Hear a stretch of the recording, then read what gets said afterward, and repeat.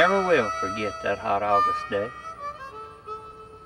We were gathering cattle just north of the border, down South Texas way. Yeah, you could see the heat. It was dancing like wiggle tail all across the ground. And a breeze was nowhere to be found. Then off to my left, I seen this Mexican vaquero. He said, "Buenos tardes, amigo." I said, "Good day to you too, hombre. Mucho caliente."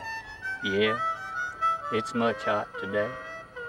By the way, did you find any stray?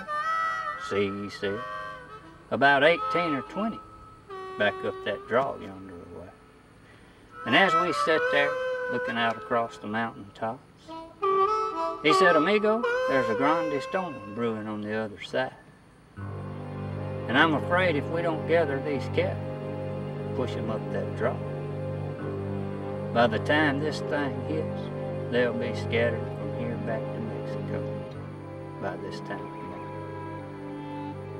And it seems as though it happened within a blink of an eye. The sky turned a deathly black, and the wind blew with a chilling cry. Well, I looked at him and said, "You know, this ain't gonna be no fun. But sometimes in life, you just gotta cowboy up. And this time, we gotta do it on the run." And as we headed out across those plains, the thunder rumbled, and the lightning crashed all around. And the rain was coming down so hard, you could barely see the ground. But somehow, we circled those cattle and headed them towards the drop. But it was long about that time I felt the bay get airborne, and a feeling down in my guts at all night. And to this day, how he jumped that ravine, I'll never know. But he came down hard on the other side. But he was determined not to go down. He just kept pulling us up, stride after stride. And as we safely pushed those cattle up the drop, the storm blew itself out like a lantern in the wind. But it was long about that time, with a limp he began. And as I stepped down off of him, I could see he had shattered a hoof to no end. About that time I heard my Mexican friend. He said, "Amigo, you know what you gotta do, and I know how much that bay means to you. So slide the saddle, and I'll take care of him for you." I said, "No, that I can't do. You see, we've been with each other through thick and thin. I was the first cowboy that ever saddled him up, and I'll be the one riding when we get to the end.